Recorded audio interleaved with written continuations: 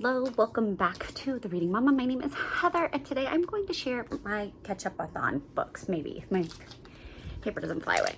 So Ketchup-Athon, if you don't know, is a challenge that Krista at Books and Jams does every July, where she catches up on her book of the month books. I'm going to use it to catch up on my library books because I've been trying to read from my own bookshelf, but at the same time I have library books, and so I just need to get through them. So here is the Ketchup-Athon thing, and hopefully I'll link hers below that you can see it. But basically she does it in a build something style. And so we're building pies this year. And so I'm using the prompts to use up my library books. So let's get started. I'm gonna do, you can choose a sweet or savory pie to start with. I'm gonna go with sweet because a savory is one that challenges you, and I don't have library books that challenge me right now. So a book that is go-to is going to be my next Karen Burnett book. This is Through Water and Stone, a Zion National Park novel. I don't know anything other than I really loved her vintage historical national park books so much. They were cute, sweet, they were Christian, clean adventure books with a little bit of a suspense in there, but they're mostly romance. And I'm assuming this is going to follow the same thing, just in a modern setting. And so I'm very excited to read that. That's going to be my sweet book, a go-to. And then for the crust, I'm going to do shortbread. So it says, like, you have shortbread, which is a light colored cover, graham cracker, which is a bright colored cover, and chocolate, which is a darker colored cover. I'm calling this shortbread. I'm calling this a light colored cover. I don't know. It's kind of bright too, maybe. I don't know. But I'm enjoying calling Coble's writing, and so I'm going to do the next one. This is The View from Rain Shadow Bay. And other than being a good, clean thriller, I don't know anything else about it. So yeah.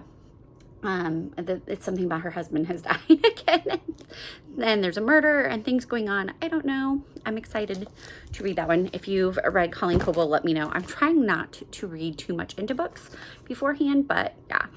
And then the filling, I have two. So I'm going to do apple and chicken pot pie. Apple is set in America, and chicken pot pie is comfort read.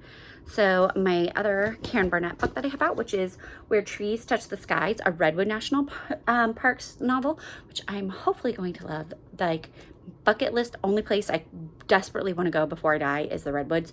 So I'm excited to read this. I've also convinced my 8-year-old that we desperately need to go to the Redwoods someday. Anyways, again, it's going to be a romance with a little bit of suspense action in there, and a sweet, clean Christian read. And so that's one of them.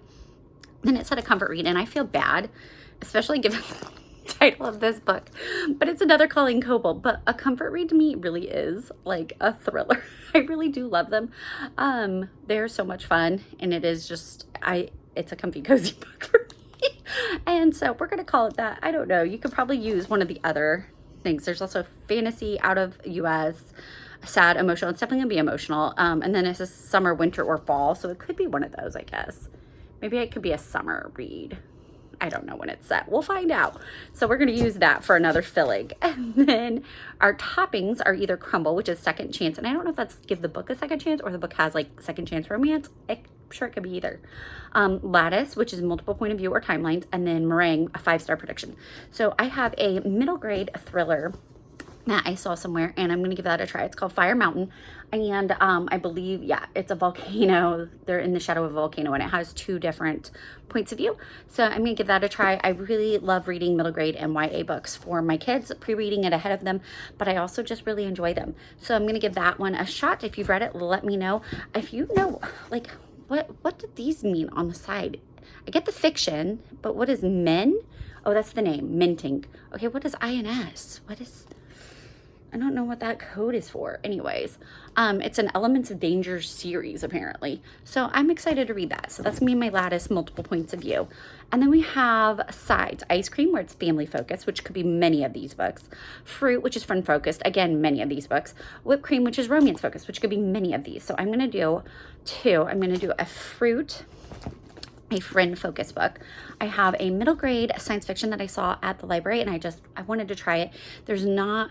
Science fiction is one of those things that's hard to get. Good, clean books. Sorry, I'm getting a reflection there on all these library books. Science fiction is hard to find something for kids that doesn't blatantly go against everything we believe. And so I'm excited to read this. I believe it's middle grade. The tagline is, it's harder to get lost in the cosmos with a friend.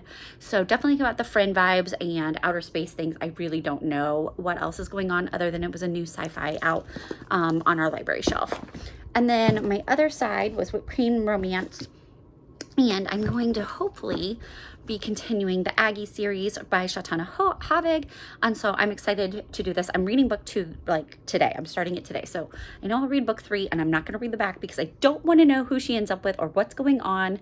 Book 1 set up a kind of, it could be a couple of different guys. There's a romance definitely coming. Obviously there's a wedding dress here. So, but I don't want to spoil it. So I'm not looking up any of the information. Don't tell me in the comments. But I'm going to find out about Aggie and what's going on there. Book 4, it shows a pregnant lady. So it's obviously, you know, a romance kind of thing going on. So that is my catch-up-a-thon. I'm going to catch up with my library books and watch. I will like make a big dent in these, and then the library is going to come in with all my other holds. That's how the library and Libby app work.